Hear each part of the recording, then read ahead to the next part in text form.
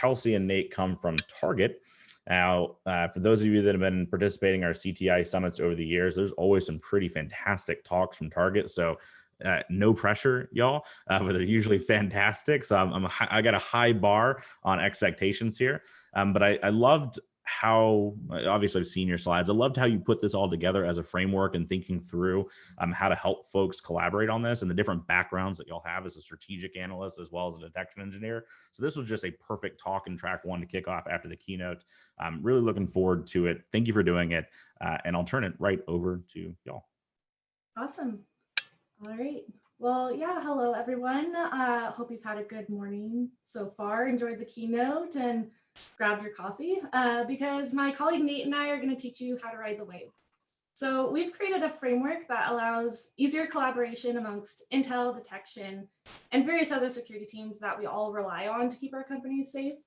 And we're really excited to share it with you because it's helped our organization so much and hopefully can help you solve any issues you may be having as well.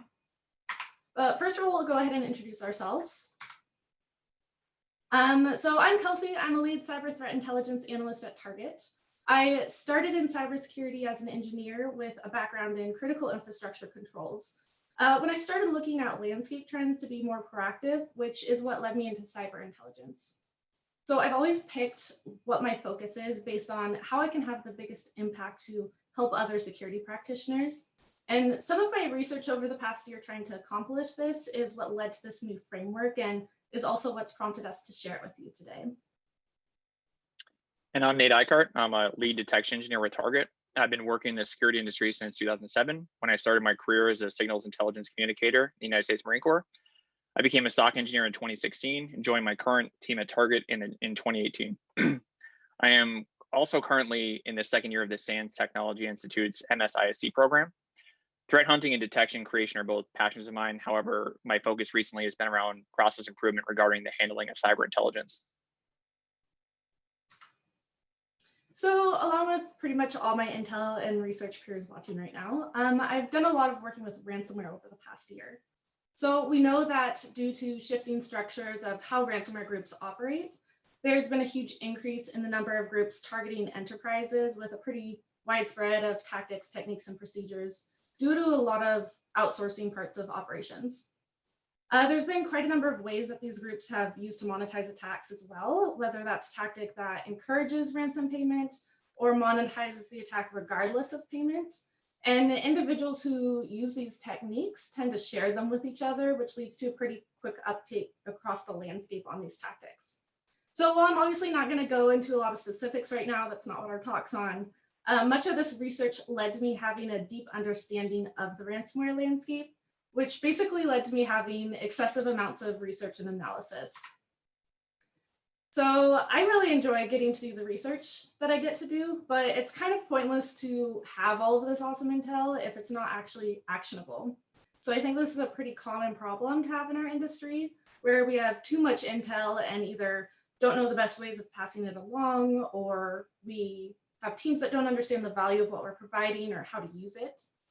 Well, with all the alarming trends that I was seeing regarding ransomware, I really wanted to make sure that I followed up with my partner teams to make sure I was providing value and I didn't leave any bit of intel unused.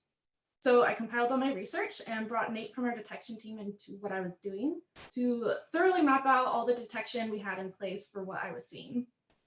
This made me realize that based on differing team processes, some useful intel was falling into communication gaps. So through working with Nate and various other partner teams, the framework that we're going to go over was created to help close those gaps and make sure that each team's processes were represented and well integrated to ensure that we have strong security across a lot of these prolific threats that we already have so much intel on. We've been using this framework for a variety of threat actors, groups, and types, and it works just as well no matter what we've thrown at it. So its most basic usage is as an organizational and communication tool, like many other frameworks. So in addition to tracking in addition to aiding the tracking of any threat type, any team of any size can use it at any level of maturity to enhance their program. So now onto our framework. The matrix that you see on the slide is a bare bones representation of our framework and how we've begun to share this intel. So we call it the WAVE matrix, which stands for Workflow for Adversary Verification and Evaluation, because it integrates how Intel looks at tactics, techniques, and procedures to verify an adversary, with how detection looks at those same TTPs to evaluate our protection coverage. And integrating these two views makes the flow between teams easier and thus a lot more productive. So first, I'm going to note that this framework can add to other models as well. It essentially works like many other frameworks which you may have heard of, such as MITRE ATT&CK, Killchain, Diamond Model, and many others. But this framework fills a gap in our industry by making intelligence more actionable and digestible by other teams, by integrating how those different teams have different output and ingestion methods, while also giving a more holistic view of a threat actor group. However, the WAVE framework can also be used in conjunction with these other models, which you'll see in examples later on to demonstrate how adaptable it is and how it can make sharing among teams easier that use these other frameworks. So now let me tell you what it is that you're looking at and how we've actually been using it. As you can see, there's an intel side and a detection side. The rows show the intel side. This helps my team look at TTPs in a somewhat linear fashion to understand an attack, while not being so rigid as to make categorization difficult or make the overall model too complex. So it essentially takes a conglomerate of all the various kill chains that exist and simplifies them into the important major stages of an attack that threat actors go through, no matter what type of threat actor it is. So we start with intrusion at the top. This encompasses all actions taken for a threat actor to gain entry to a network. And the types of actions in this category are things that are typically only performed once throughout an attack. So in other words, when we observe this TTP, we know we're seeing the beginning of an attack. The next stage is host activities. This is any action taken by a threat actor while on a host in the network. This does not mean that those actions don't involve any communications with outside IP addresses or domains. It just means that within our own network, this is an action performed on any host that the threat actor is able to access. The next stage is propagation, which involves any action the threat actor takes to move across the network to gain access to new hosts. So as you can see at the bottom of this slide, threat actors tend to cycle between host activities and propagation until they get whatever it was that they were initially after, which is when they enter the last stage, which is end goals. End goals encompasses any action that the threat actor takes to achieve what their mission was. So in a way, this is the flip side to the intrusion stage, in that if any of these TTPs are observed, we know we're seeing the threat actor reach their objectives. This doesn't necessarily signal the end of an intrusion, since many threat actors continue to reside in an environment after they've succeeded to perform later attacks, but it does signal the end of this attack and the goals that they're wanting to achieve. So now let's talk about what's going on with the detection side. This is shown through the columns at the top of the matrix and is a good representation of how our detection team looks at and evaluates TTPs to ensure that we have them covered and will detect on them in our environment. So we can think of each stage as related to our network boundary and how information is or is not crossing it in order to perform each action. The location of where the action is taking place as related to our network boundary is shown in the wave graphic at the bottom of this slide and is aligned to each of the columns that it represents. So we start with the external column. This is going to be anything external to our environment. A lot of this is going to include actions that we know threat actors are taking, but aren't something we would actually see in our own environment. However, we still want to make sure we have visibility into these actions and where they take place in the phases of attack from an intel perspective, because we still have methods to track these external actions through various collection methods. So we want to make sure that's documented. This is something that's pretty unique to this framework because a lot of existing frameworks don't have the ability to categorize some of these external actions that are still really valuable in understanding the holistic view of a threat actor. The next three columns are all actions that we take on writing detection and performing hunts for, because it's the actual actions we would see within our own network if we were getting attacked. So we have the ingress column. This is any sample or communications that pass our network boundary to come into our network from outside of it. As I mentioned before, this is demonstrated with how the wave at the bottom of the slide is passing the network boundary to enter the network from under this column. The internal column are actions where no communications are entering or leaving our network. It's all occurring inside our network. And egress column are any actions where the communication or action is sourced within our own environment and reaches externally to an outside destination. So now that you have a basic understanding of how this matrix works, I'll go ahead and show you some examples of what might be in each of these rows and columns. So you can see here that the types of TTPs that might fit in each of these different areas of the matrix, you can see the examples are kind of split by the different phases of attack, separated into the actual domain where they'd be detected. You may have also noticed the different shades of gray within this model as well. This is a prioritization of the TTPs based on their prevalence within an attack. So each threat actor group evolves and adds capabilities while discarding old ones that have been defended against. And all these groups upscale at different rates. So in order to understand what TTPs are most important to prioritize for each threat actor group, we're using this matrix to document which TTPs they actually use most often. The darkest gray are higher priority, which means that they're most commonly observed in an attack by this group and tend to be in most of their attacks. The medium gray is observed more often than not, but it's not considered strange to not observe it in their attacks either. And then the lightest gray are rarely seen in an attack by a group, but of course, we still want to document its use. So this prioritization is another way that this framework's unique. Most frameworks either document a generalized kill chain or include all TTPs by a group, but don't have a method built in to distinguish how commonly they're used by that group. This prioritization allows my team to build a generalized view of what you'd be most likely to see in an attack by a given actor, but it also allows detection and other security teams to understand what's most important to look for and guard against, because it's what they'll actually see the most often. Wave was born out of the need to make intelligence more actionable and to reduce analytical duplication of effort between teams. Prior to Wave, cyber threat intelligence teams had been ingesting. Unfortunately, it wasn't directly translatable to other teams across the security org. Wave allows disparate teams to speak a common language and allows collected intelligence to be used for multiple workflows. For instance, our cyber threat intel team has been using Wave to document TTPs for the threat entities they track. TTPs are then passed to our detection team with the necessary context to create meaningful detection content. The detection team can also make requests for information if there is uncertainty regarding a specific TTP. Other TTPs may be passed to hunt or red teams for broad scoping or to test existing detection mechanisms. Since it's cyclical in nature, Wave allows the output from hunts or red team operations to inform the creation or tuning of detection rules. The nature of the framework is to promote sharing among teams. This ensures smooth intelligence handoff, provides a feedback element, and transparency between involved teams.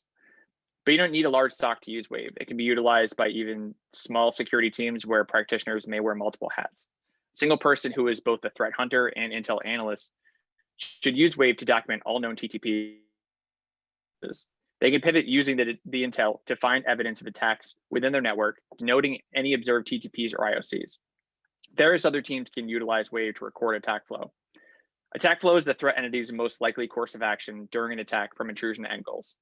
Kelsey will touch more on this later. Incident responders can use Wave to record attack flow either during an active attack or in the post-mortem. Scope data can be then cross-referenced against existing Wave matrices to determine which threat entity was in the environment. It can also help to inform what the entity's most likely course of action is.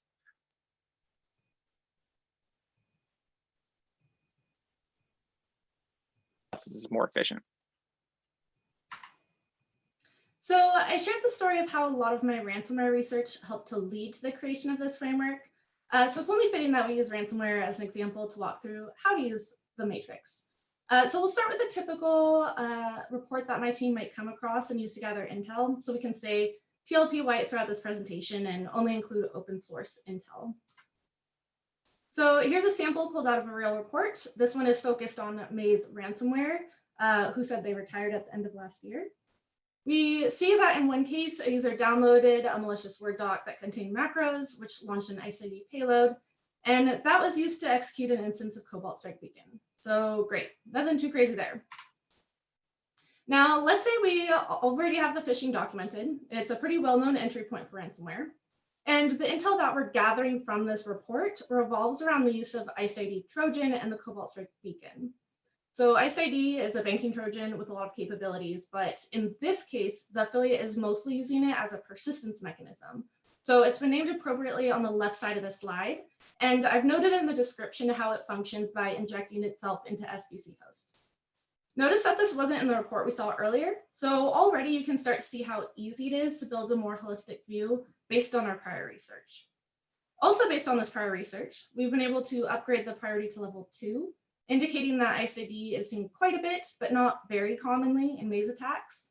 And we've pulled one of MITRE attack techniques that's attached to ICE-ID, so you can see how the frameworks complement each other. This example also shows some of the differences between these frameworks.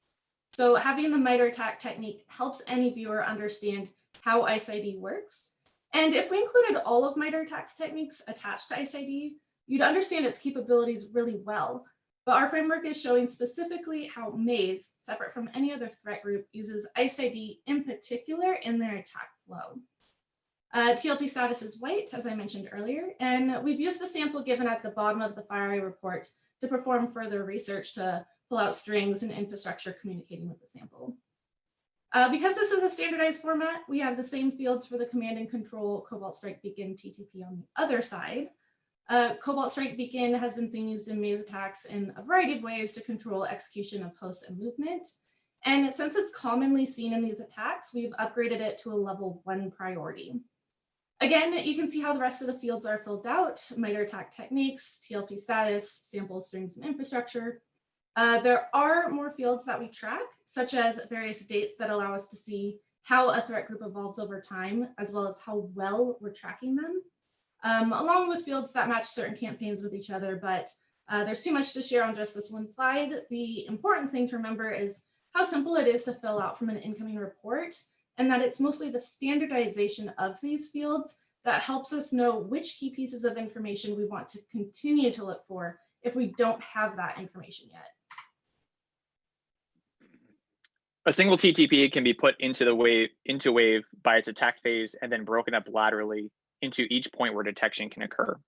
External detection for the listed samples is more akin to collection. Detection logic can be written to provide alerting when similar samples are submitted to sandboxes.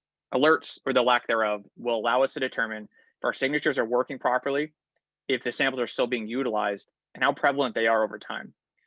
We can detect ingress events in multiple ways.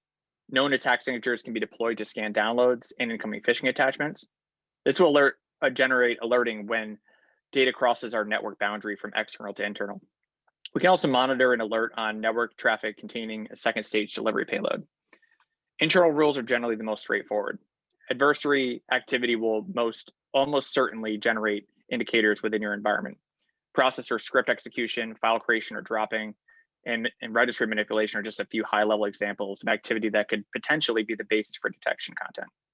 SIM and EDR tools are your best friends for hunting and alerting on threats in this detection domain. Lastly, for egress detection, we need to focus on traffic leaving our network boundary. Like in the previous columns, there are myriad ways that we can perform detection for outbound traffic. Two examples of note: endpoint network logging and communication to attacker infrastructure. To summarize, the important thing to note is that a singular TTP may have multiple points of detection. It can even have multiple points of detection within a single column of the matrix. So now that you understand how to use this framework, let's move on to the fun part, which is all of our findings. So using our new framework, we've definitely improved on processes used to share intel between teams by contextualizing TTPs into the stage of an attack where it takes place. Indicators of an attack are integrated into TTPs to better understand where they come into play, as opposed to only collecting hashes, IPs, domains separately in a data repository. This all leads to building a more holistic picture of an attack flow and our coverage of it, which adds to itself instead of forcing new info into an existing intel image. And it allows intel teams to visualize the most common attack patterns seen by a threat group. A standard format is used to pass intel in order to make sure that we add any intel we may have previously gathered, and also sets expectations for other teams on what type of intel they can expect to receive to better ingest the intel for writing rules, policies, and prioritizing prevention and patching. This workflow allows various teams to collaborate in blocking adversary actions because the requirements were built out by gathering processes of other teams and integrating them. So the workflow is smooth between teams, which enables a lot more coverage and efficiency. So I've been able to use all this research and analysis and going through the WAVE framework for tracking purposes based on a lot of these outcomes. So we've been able to have a lot of really cool analysis based on going through this framework. So I've introduced the concept of TTP prevalence through our prioritization fields and how it helps my colleagues on other teams focus in on the most common TTPs, but it's also useful knowledge in other ways. So there are two main ways that TTPs can show up often. There's prevalence of a TTP within a threat group's attack flow, which is when it's seen in most attacks by that one given group. And there's prevalence of a TTP across multiple threat groups, where it's seen in attacks performed by many different groups. So that's what helps us form this chart. The top left quadrant are TTPs that have a high prevalence both within and across groups, which indicates that it's seen in most attacks, period. So we know that this means it's something that's really important to detect. Then on the bottom right, we have TTPs that are low prevalence both within and across groups, which indicates that it's seen in a few attacks. Again, this is something that's obviously important to document, but it's not as high of a priority because it's not too likely we'll see it. The other sections are where it starts to get interesting. So in the top right quadrant, we have TTPs that have a high prevalence within groups, but a low prevalence across groups. So as an example, something that's commonly seen in attacks by a particular group, but not really seen used by any other groups. This indicates that the TTP is potentially attributable to that particular group, which lets us know that any detection alerts that we write for these TTPs can be marked as a higher confidence level as attributable to that group. And knowing what group an action belongs to can help guide us more specifically on what actions we should expect to see in our environment next and act more proactively. Then on the bottom left, we have TTPs that have a low prevalence within groups, but a high prevalence across groups. So for example, while it may not be seen in a lot of attacks by a particular group, it's something that's been observed in attacks by other groups, especially if they're of a similar motive categorization.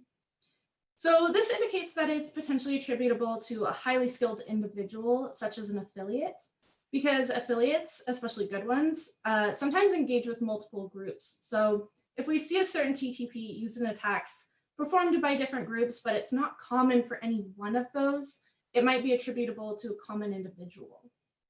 Knowing how to attribute TTPs in this way can help with tracking affiliates for ransomware groups, as well as network infiltrators who sell access to various other types of criminals. And knowing what phase of attack the TTP occurs in can help make this distinction. It also shows any overlap between known and established groups, which can help identify potential partnerships that these groups are forming. And many groups are increasingly forming partnerships, so this is a pretty important overlap to track. Using these tracking techniques can help analysts understand what it is that they're looking for and where they should be looking for. Another useful outcome of this framework that's helpful for both analysis as well as briefing is the increased capability within an intel team to have a generalized view of a threat actor. So after I went through all the intel I had gathered on Maze ransomware using the WAVE matrix, I was able to easily see what TTPs were most often used by Maze and were observed in almost every attack by using our priority field. So this helps prioritize detection and hunts, of course, but it also allowed me to build out a model of what a typical Maze attack would look like, which is what you see here, again, using only TLP white TTPs. So first we have the intrusion stage at the top left with a phishing email that leads to an instance of Cobalt Strike in the environment. In the bottom left, host activities are performed by Mimikatz and Bloodhound to scrape for credentials and gather them into archive files, which are then used in RDP sessions to move to new hosts in the propagation stage. Once the host activities and propagation are repeated a number of times, and the group finds some important data, they'll move to the right half of this slide to perform their end goals. So first, in the bottom right, they'll deploy batch scripts to gather the data, 7-zip it, and use a PowerShell script to exfil the zip data to FTP servers. Once they've successfully stolen the data, which they end up using for extortion, they'll deploy batch scripts, which deploy further batch scripts and text files with host names to deliver the ransomware to, and then kill various processes and services on the machine before deploying the ransomware and ransom note. So this visualization is something that we keep updated because the use of TTPs change over time and their prioritization levels upgrade or downgrade over time based on how the threat group evolves. Based on the standardized format of our intel through using Wave, it's really easy to see these evolutions and pull the top priority TTPs from the matrix to keep this visualization up to date.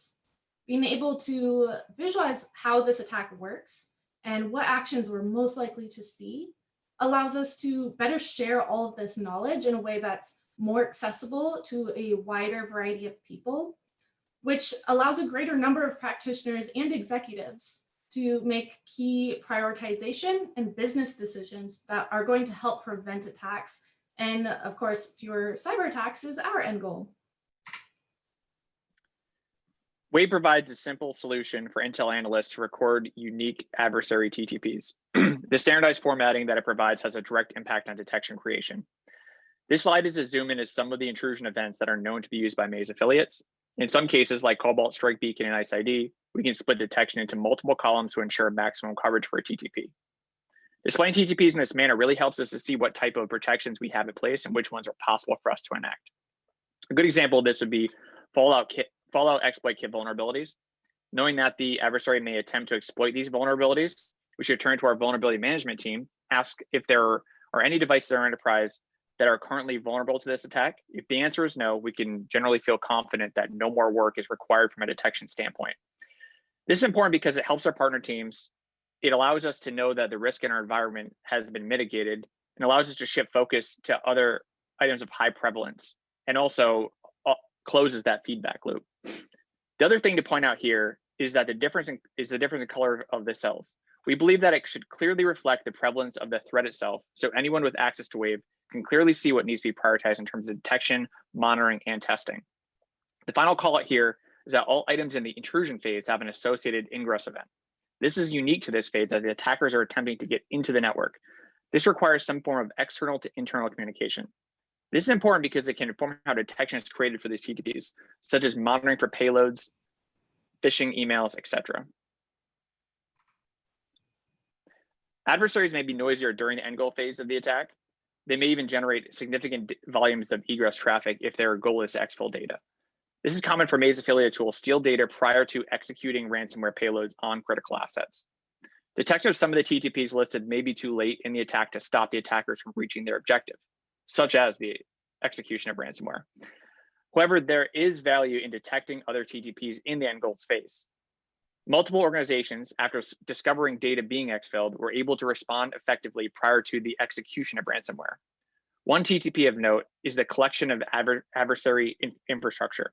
This allows us to perform track-in collection, as many of you are used to doing, while incorporating the provided information back into our framework. This is unique to our framework as it provides a way to document external tracking, which isn't a capability of other models. Kelsey walked us through Maze affiliates' most prevalent publicly known TTPs. This diagram, which we call the attack flow, shows the most prevalent TLP white TTPs the adversary utilizes. This is a great visualization of what we were able to accomplish in terms of detecting Maze. Our goal here was to try to limit their ability to move from one phase to the next. For example, if they were successful in the intrusion attempt, our aim would be to create and deploy detection to alert as they move to the host activity phase. Wave provides clarity around determining the threats that exist and what we can do about them. Notice that we've essentially cut off the ability for the attack to begin with in the first place, as we're heavily monitoring for their most prevalent intrusion vector, phishing delivery. If, however, they get into the enterprise in another way, they may try to set up a beacon, which should also be detected. If they use another command and control TTP, it's possible that we have the infrastructure on a list that's being monitored against our network traffic. We have rules written around the way they compress files, how they search for credentials, the way they run scripts, and the methods of both exfiltration and execution of malware. As a result, the actor's capabilities are severely diminished. It should be noted that not every single attack flow connection needs to be eliminated. Many actions taken by a threat actor can look almost identical to normal activity within an enterprise, making it nearly impossible to write detection for 100% of tactics. In these cases, we pass the TTPs to our hunt team to see if there's anything further that they can find. Although adversaries can change what they're doing, we've removed the most prevalent methods for the actor to be able to reach the end goals phase completely without alerting. By doing this, we break the adversary's attack flow in multiple places. In summation, this slide shows the effectiveness of the methodology we've been developing. By looking at all the threat actors, groups, and malware that we have documented, we've succeeded according to several measures. It's helped increase our detection rules by 314%. It's led to a 134% increase in the coverage of TTPs because there are multiple detection rules per TTP. We're now covering 123% more techniques per phase on average, meaning we are more than twice as likely to detect attacks during any one phase. Finally, our work has led to an almost 19% decrease in any actor's ability to accomplish their goals. This is a huge win for Target security organization as a whole. This is a work in progress, but it's had tremendous results for us. Our research and development is still at an early stage. However, the results have been undeniable, and we believe that your team could benefit with the adoption of the WAVE framework. All right, so that's all we have for you today. We really appreciate you joining our talk. We know we only skimmed the surface of the uses and strengths of this framework, and we're actually still finding new benefits internally as we continue to further implement WAVE across our security org. So definitely hit us up with any questions in our channel in the SANS Slack. You can find us in Hallway Helms iCart, or reach out to us on Twitter at our handles that are posted in that channel on Slack. So Rob, do we have any questions?